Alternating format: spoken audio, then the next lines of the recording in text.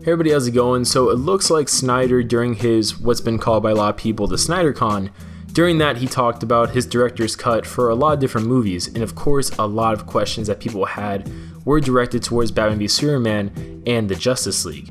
And he says a few things about the movie, one of them being that he pretty much had Justice League Part 1. That script was basically done by the time Batman v Superman came out, and WB asked him to rewrite it after the reception of Batman v Superman was less than maybe expected with regards to how it was critically received, at least.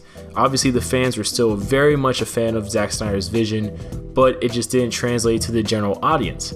Now, with regards to Justice League Part 1, originally what was going to happen in there was obviously the death of Superman. They're going to do that kind of plot line, but the way they were going to go about it was very interesting.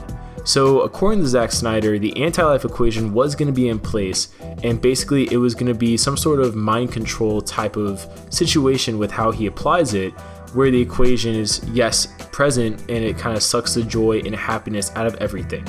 So basically Zack Snyder says that in reference to using the anti-life equation, Superman would be succumb to the anti-life equation once Lois Lane dies.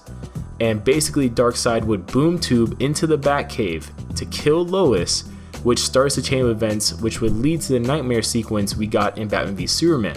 And this is even more interesting because Zack Snyder even confirms the reports that yes, Kilowog and Tomar Ray were going to recruit Bruce to the Lantern Corps, the Green Lantern Corps, at a post-credit scene, or end credit scene at least, for Justice League. Now, this is a lot. This is kind of crazy that all this was at play at one point, especially the Darkseid stuff. Like, can you imagine having Darkseid waltz through a boom tube into the Batcave, killing Lois Lane just in front of everybody? I think no one would expect that.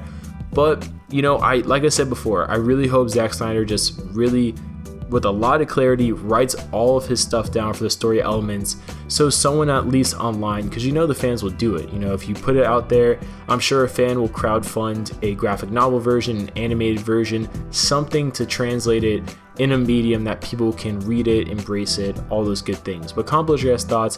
What do you guys think about this? Straight out of the horse's mouth, so can't get much more of a clear source than this, but comment below, and we'll see you guys later.